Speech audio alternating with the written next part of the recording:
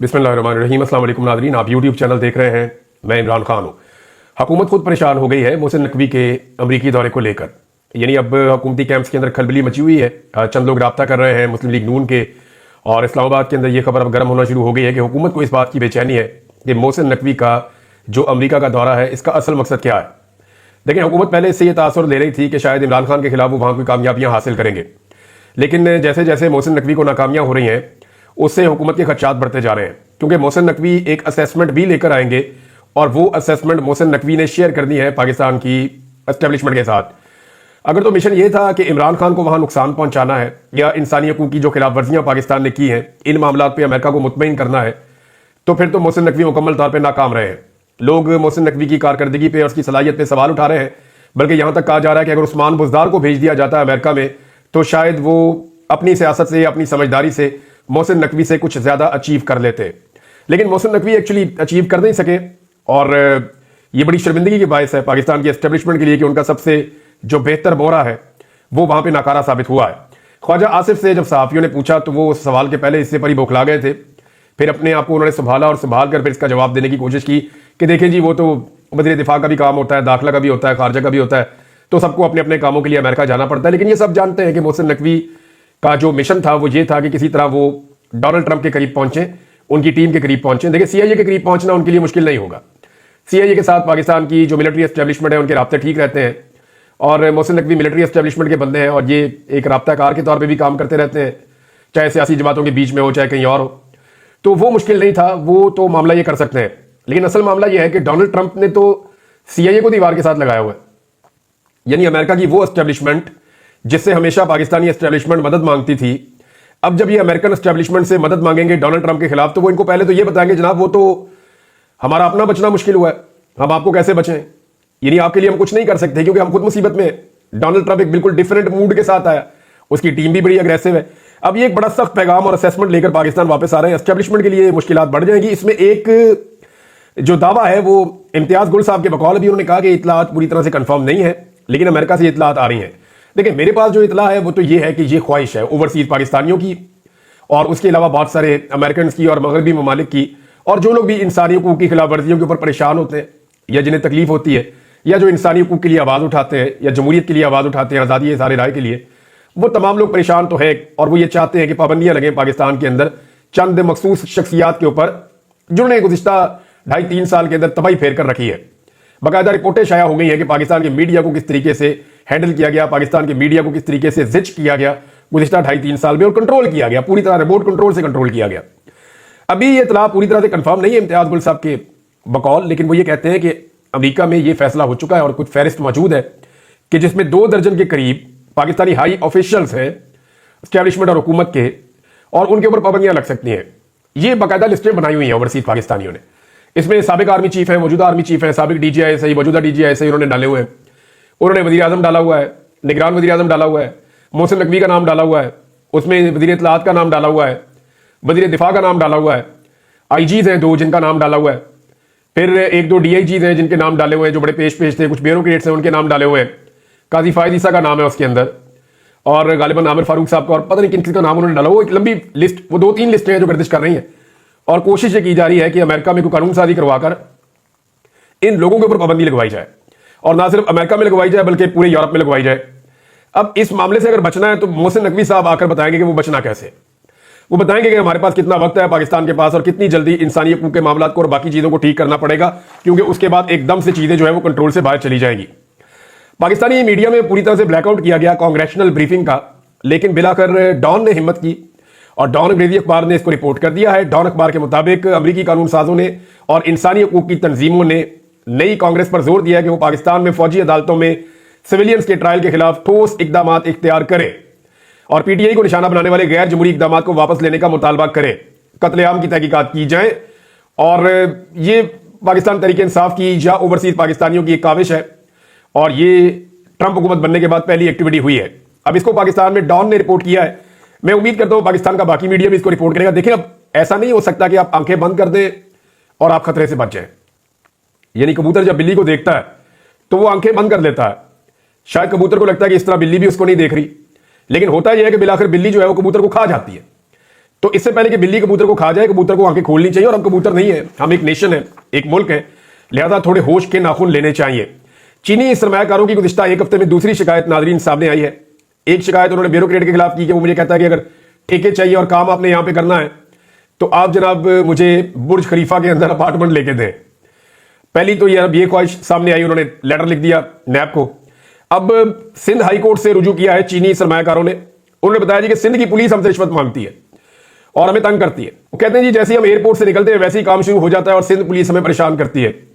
अब एक तरफ ये दावा किया जाता है कि सरमायाकारी पाकिस्तान में आएगी, वो साथ ही ये भी कह रहे हैं कि ठीक है अगर यही हालात रहेंगे तो फिर हम पाकिस्तान छोड़कर चले जाएंगे और हम वापस जाकर अपने मुल्क में अपना सरमाया ले जाएंगे। एक तो पाकिस्तान में सरमायाकार आ कोई नहीं रहा, अल्लाह अल्लाह करके कुछ चाइनीज आते हैं, वो पैसा वैसा लाते हैं कुछ यहां पैसा कमाने के लिए, तो उन्हें यहां परेशान किया जाता है। अब एक और काम जो है वो सोने पे सुहागा, वो मैंने आपको बताया था ना पिछले दिनों, वो मोहसिन नकवी ने कर दिया। मोहसिन नकवी को किसी ने कहा जनाब ये लोग हैं, ये आपको गोरों के साथ मुलाकातें करवा सकते हैं, इनकी चिट्टी चमड़ी है तो इनके साथ आप जो है वो तस्वीर बना लें व्हाइट स्किन वाले लोगों के साथ। तो इन्होंने टाइयां शाइयां लगाई होंगी तो आपका जरा प्रोफाइल ऊपर चला जाएगा कि गोरे भी आपसे मिल रहे हैं। तो मोहसिन नकवी को एक ऐसे प्रोग्राम में ले गए जो एंटी चाइना प्रोग्राम था, यानी वहां पे वो चाइनीज के सख्त खिलाफ है। मैंने आपको तंजीम का नाम भी बताया था कि किस तरीके से वो चाइना को टारगेट करते हैं। अब जनाब जब वो मामला बाहर निकला तो उसके बाद अब सफाइयां दे रहे हैं पाकिस्तानी।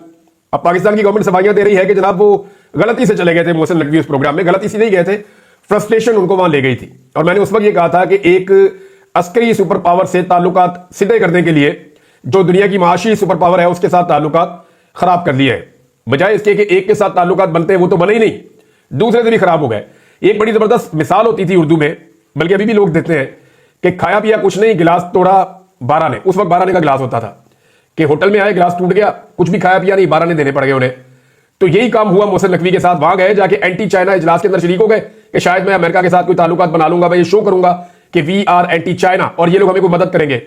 तो किसी ने मदद भी नहीं की, किसी ने घास भी नहीं डाली। और जिन दो कांग्रेसमैन से हाउस ऑफ रिप्रेजेंटेटिव के जो 2 मेंबर्स हैं जिनसे मुलाकात हुई मोहसिन नकवी की, उन दोनों ने मोहसिन नकवी से अलग होते ही फौरी तौर पे ये ट्वीट किया कि इमरान खान को रिहा किया जाए। वजह यह है कि वो भी ये जानते हैं कि ये हमें धोखा दे रहे हैं, हमारे साथ फ्रॉड कर रहे हैं। दूसरा, जो मोहसिन नकवी को मिलता है उसके ऊपर भी रिएक्शन भी आता है। वो लोग कहते हैं जनाब कि इन्होंने वहां पे जुल्म और बर्बरियत की है, आप इनको मिलकर क्या पैगाम देना चाहते हैं। नाज़रीन एक और खबर है वो ये कि तहरीक इंसाफ ने ईवान के अंदर और ईवान के बाहर दोनों तरफ हुकूमत को मुसीबत में डाल दिया और दबाकर एहतजाज कर रही है। चाहे पंजाब असम्बली है, चाहे कौमी असम्बली है, चाहे कौमी असम्बली के अंदर और बाहर है, हर तरफ शहबाज शरीफ के खिलाफ नारे लग रहे हैं, अर्दली के नारे लगते हैं, खून पीने वाले लोगों के तौर पर इनको देखा जाता है, दहशतगर्द हुकूमत इनको डिक्लेयर किया जाता है। तो दबाकर पाकिस्तान तहरीक इंसाफ एहतजाज कर रही है। स्पीकर ने मुज़ाकराती कमेटियों को 28 जनवरी को बुलाया है। हालांकि पाकिस्तान तहरीक इंसाफ ने मुज़ाकरात 1 हफ्ता मुकम्मल होने पर खत्म कर दिए थे। तहरीक इंसाफ ने 7 वर्किंग डेज का टाइम दिया था हुकूमत को। इस 7 दिनों के अंदर आप हमें बताएं कि आप कमीशन बना रहे हैं या नहीं बना रहे। अगर आप बना रहे हैं तो हम चौथी मुलाकात के लिए बैठेंगे, अगर आप नहीं बना रहे तो हम चौथी मुलाकात के लिए नहीं बैठेंगे। 1 हफ्ते का टाइम था तो 1 हफ्ते के बाद इमरान खान साहब ने मुज़ाकरात कर दिए खत्म। अब हुकूमत को मुसीबत पड़ गई है। हुकूमत को यह लगता था कि शायद पाकिस्तान तहरीक इंसाफ पीछे नहीं हटेगी, लेकिन तहरीक इंसाफ ने मुज़ाकरात खत्म कर दिए। उन्हें परवाह नहीं है इस बात की और वो ये कहते हैं कि हमारे मुतालबात मानो, जो कि जायज है। उन्हें लगता है अगर मानोगे तो ठीक है, नहीं मानोगे तो हम मुज़ाकरात नहीं करते। अब स्पीकर ने 28 जनवरी को मुज़ाकराती कमेटियों को बुलवाया, यानी उन्होंने कहा जी अपोजिशन भी आ जाए और हुकूमत की मुज़ाकराती कमेटी भी आ जाए, 28 जनवरी को आ जाए। लेकिन पाकिस्तान तहरीक इंसाफ ने तो मुज़ाकरात खत्म कर दिए हैं और डेडलाइन खत्म होने पर खत्म किए हैं। लेकिन फिर भी बैरिस्टर गौहर खान ने एक स्टेटमेंट दिया। उन्होंने कहा जी हुकूमत कमीशन बनाने का ऐलान अगर कर दे तो मुज़ाकरात की बहाली पर हम गौर करेंगे। ये बात तो ठीक है, हुकूमत अगर अभी भी ऐलान कर दे कि वो कमीशन बना रही है तो मुज़ाकरात की बहाली के ऊपर गौर किया जा सकता है। लेकिन ये मुज़ाकरात जो हैं वो हुकूमत के लिए एक्चुअली डरावने ख्वाब की तरह थे। हुकूमत इसको पसंद नहीं कर रही थी बिल्कुल भी इन मुज़ाकरात को, क्योंकि उनको इस बात का आइडिया था कि पाकिस्तान तहरीक इंसाफ जो भी मांग रही है उसमें से कुछ भी अगर पाकिस्तान तहरीक इंसाफ को दिया गया तो ये हुकूमत के खाते में से जाएगा। दूसरी तरफ जो जमहूरियत का चैंपियन है बिलावल जरदारी, वो फिर से जजेस के ऊपर उन्होंने शुरू कर दिया अटैक करना। हालांकि अदालत के अंदर एक बड़ा संजीदा मसला पैदा हो गया है इनकी एक भोंडी किस्म की आईनी तरमीम के बाद। इन्होंने सुप्रीम कोर्ट ऑफ पाकिस्तान का सारा स्ट्रक्चर तब्दील करके रख दिया है। जजों से उनके इख्तियारात वापस ले लिए हैं, अदलिया की स्पेस चली गई है। चंद जजेस जो है उन्होंने पूरे के पूरे सिस्टम को यरगमाल बना लिया है और वो जजेस जो है वो हुकूमत के बहुत करीबी हैं या हुकूमत के चुने हुए जजेस हैं। अब ऐसी सूरत हाल में जब जजेस अपनी स्पेस वापस लेना चाहते हैं तो बिलावल ने इसको अटैक करार दे दिया है। जनाब जमहूरियत के ऊपर हमला हो रहा है, हमने ये आईनी तरमीम की थी, हम ही वापस लेंगे। तो बिलावल साहब जैसे आपने ये आईनी तरमीम की थी ब्रूट मेजॉरिटी और डंडे वाली जमहूरियत से बंदे मारने के बाद, औरतों और बच्चों को अगवा करने के बाद और उनके नाखून खींचने के बाद, उन पर टॉर्चर करने के बाद, एमएनएस को और सेनेटर्स को अगवा करने के बाद, कौमी असेंबली और पार्लियामेंट लॉजेस के अंदर नामालूम अफराद की तरफ से शबखून मारने के बाद, वहां से बंदे गिरफ्तार करने के बाद, अगर आपने ये आइन साजी की थी या आइन में तरमीम की थी, तो इससे बुरी आइन में तरमीम या इससे बड़ा गुनाह कोई हो नहीं सकता जो आपने किया है। पूरे के पूरे सुप्रीम कोर्ट का हुलिया बिगाड़ कर रख दिया है। अब जजेस तंग हो रहे हैं, वो ये कहते हैं ये तो वो अदालत ही नहीं है जो अदालत होती है। पूरी दुनिया में ऐसी अदालत नहीं है जैसी अब पाकिस्तान में सुप्रीम कोर्ट है। अब वो उसको ठीक करना चाहते हैं, तो इन्होंने जनाब जमहूरियत का राग अलापना शुरू कर दिया है। गिलानी साहब कहते हैं जी, यूसुफ रज़ा गिलानी साहब, कि इजाज चौधरी के प्रोटेक्शन ऑर्डर मैंने जारी किए, जब तक इजाज चौधरी के प्रोटेक्शन ऑर्डर पर अमल दरामद नहीं होता मैं इजलास की सदारत नहीं करूंगा। और चेयरमैन सेनेट ने बाइकआउट कर दिया सेनेट के इजलास का कि जी मैं सदारत ही नहीं करूंगा। इतना कमजोर और बुज़दिल आदमी अपनी अपनी जिंदगी में कभी देखा है? यार आप चेयरमैन सेनेट हैं, गिलानी साहब आकर बैठे, अपनी ताकत को इस्तेमाल करें, अपनी सेनेट के अंदर आकर बैठे, अपने सेनेटर्स को अपने साथ खड़ा करें। अगर आपकी बात नहीं मानी जाती तो आप निकलकर सेनेट के बाहर धरना दे दें और आप ये कहें कि जब तक के मेरे प्रोटेक्शन ऑर्डर के ऊपर जारी नहीं होगा, अमल दरामद नहीं होगा, सेनेट के अंदर कोई भी नहीं जाएगा। भाई कोई तरीकाकार इख्तियार करें ना, अपनी ताकत शो करें आप। ये तो बहुत कमजोरी, और कमजोरी मैं जानता हूं क्यों है। देखिए, इसको इज्जत बेइज्जती का मसला गिलानी साहब नहीं बना सकते। गिलानी साहब की फैमिली के ऊपर बहुत नवाजिशें की गई हैं, सारे खानदान को तो लाके असेंबली में बिठा दिया है और झूठे वोटों की बुनियाद के ऊपर यूसुफ रज़ा गिलानी साहब को चेयरमैन सेनेट भी बना दिया है। अब इतना बेइख्तियार चेयरमैन सेनेट तो हो नहीं सकता। यह सिर्फ और सिर्फ गोंगलुओं से मट्टी झाड़ी जा रही है। इस तरह घर में बैठ जाना, यह रविश तो बेनजीर की नहीं थी। जुल्फकार अली भुट्टो और बेनजीर भुट्टो की सियासत तो यह नहीं थी। मेरे ख्याल में गिलानी साहब यह एहतजाज किसी और मकसद के लिए कर रहे हैं, या वो हुकूमत से कुछ हासिल करना चाहते हैं। इजाज चौधरी तो बहाना है, कोई और मकसद निशाना है, मुझे तो बज़ाहिर ऐसा ही लगता है। साथ ही साथ जनाब स्पीकर कौमी असेंबली को पाकिस्तान तहरीक इंसाफ ने यह क्लेम किया है कि हमने 70 के करीब अपने अरकान की ऐसी फहरिस्त जो है वो मुहैया की है। स्पीकर को हमने एक लिस्ट दी है 70 के करीब अरकान असेंबली की जिनके ऊपर जिस्मानी तशद्दुद हुआ है और उनके जिस्मों के ऊपर तशद्दुद के निशान भी थे। बाकायदा सबूतों के साथ वो कहते हैं जी हमारे पास सारी चीजें मौजूद हैं। साहबजादा हामिद रजा साहब ने यह क्लेम किया और उन्होंने कहा जी कि 70 से ज्यादा अरकान असेंबली पर जिस्मानी तशद्दुद की तफसीलात स्पीकर कौमी असेंबली को हमारी जानिब से फराहम की गई हैं। शदीद नुकसान उठाने के बावजूद आज भी पाकिस्तान तहरीक इंसाफ के लोग खड़े हैं। हसन नियाज़ी जिसके बारे में मरियम नवाज बहुत क्लेम कर रही थी कि उसकी वालदा परेशान है, वालिद परेशान है, तो ये हो जाएगा तो वो हो जाएगा। हसन नियाज़ी और हैदर मजीद से मुलाकात की है पाकिस्तान तहरीक इंसाफ के वकला ने जाकर। पहले मौका ही नहीं मिल रहा था, फिर खदीजा सिद्दीकी साहबा है, कुछ और वकला है, उन लोगों को मौका मिला, वो जाकर हसन नियाज़ी को मिले, मिलकर बाहर निकले और निकलकर उन्होंने बताया। तो हसन नियाज़ी का और हैदर मजीद का जो कहना था वो ये था कि लोगों को हम कहते हैं कि डटे हैं, 10 साल की हमें सजा हुई है, ये सजा कम है, अगर हमें 100 साल की भी सजा हो तो इमरान खान और हक का साथ हम कभी ना छोड़ते। ये जनाब इनका मौक़िफ़ है। अब आप अंदाजा कर लेंगे पाकिस्तान तहरीक इंसाफ कहां खड़ी है। ये जेल के अंदर खड़े हुए बंदे नहीं टूट रहे, तो जो बंदे जेल के बाहर हैं वो कैसे टूट सकते हैं। नाज़रीन, चेयरमैन पब्लिक अकाउंट कमेटी के लिए जो नाम दिए गए थे उनमें जो नाम फाइनल हुआ है वो जुनैद अकबर साहब का है। जुनैद अकबर साहब इमरान खान साहब के पुराने साथी हैं। हाँ, ये जरूर है कि गंडापुर ग्रुप से उनकी एक थोड़ा डिस्टेंस है और उसके रीजन है क्योंकि पार्टी के अंदर होती है बाद औक़ात ऐसी डिविजन्स और ये बाद औक़ात जानबूझकर क्रिएट की जाती हैं, बाद औक़ात इसकी वजूहात होती हैं। तो इसकी वजूहात हैं, ये डिफरेंस है, कोई माने या ना माने।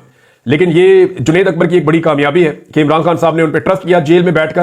हालांकि उन्हें मिलने की इजाजत नहीं दी जा रही थी, उन्हें मौका नहीं मिल रहा था अपनी बात इमरान खान साहब तक पहुंचाने का, लेकिन बहरहाल बात उनकी इमरान खान साहब तक पहुंची और मेरी इत्तला के मुताबिक इमरान खान साहब तक जो बात पहुंची है वो गुज़िश्ता चंद दिनों में पहुंची है और वो जिस सोर्स से पहुंची है उस सोर्स के भी बहुत ज्यादा खिलाफ काम किया गया है पाकिस्तान में। मैं इससे ज्यादा कहना नहीं चाहता, एक पार्टी का अंदरूनी मामला है, लेकिन मामला बड़ा सीधा सीधा है कि जुनैद अकबर साहब के चेयरमैन पब्लिक अकाउंट कमेटी बन जाने से कुछ लोग ज्यादा खुश नहीं होंगे। एक खबर और नाज़रीन, ये जो पीका का जो कानून बनाया गया है इसकी सिंपल डेफिनेशन ये है कि कोई खबर सही हो या गलत हो, अगर हुकूमत को या एस्टेब्लिशमेंट को पसंद नहीं आई वो खबर तो बंदा अंदर।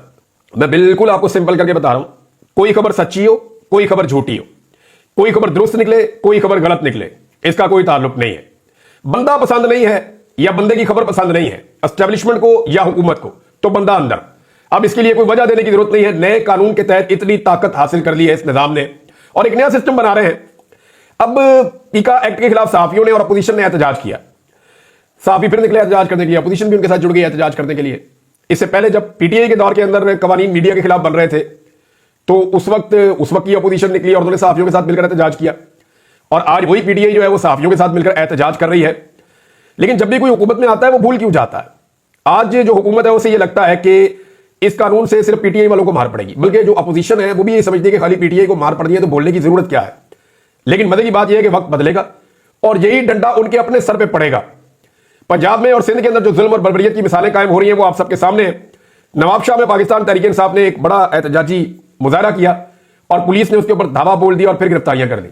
यानी मुराद अली शाह ने और मरियम नवाज ने तो हिलने नहीं दिया, किसी को पीटीआई का झंडा नहीं उठाने दिया, किसी को एहतजाज नहीं करने दिया। पुलिस को उन्होंने एक पॉलिटिकल फोर्स के तौर पर इस्तेमाल किया, एक ऐसी मुसल्लह फोर्स जिसके पास कानून और आइन का शेल्टर भी मौजूद है, और वो एक पॉलिटिकल पार्टी को लगातार कुचलती चली जा रही है। और उन्हें जहां से इंसाफ मिलना था वो जगह थी सुप्रीम कोर्ट या हाई कोर्ट या अदालतें, उनको अदालतों से इंसाफ मिला ही नहीं। नुसरत जावेद साहब ने एक वाकया सुनाया। वैसे वो कह रहे हैं कि मैं अगर पकड़ा गया इस कानून की जद में आगे तो मैं जमानत नहीं करवाऊंगा, तो मुझे नहीं लगता कि जमानत नहीं करवाएंगे, क्योंकि मैं बहुत सारे सहाफियों को बहुत अच्छे तरीके से जानता हूं। हाँ, इसकी मुखालफत वो जरूर करेंगे, इससे पहले भी उन्होंने मुखालफत की है।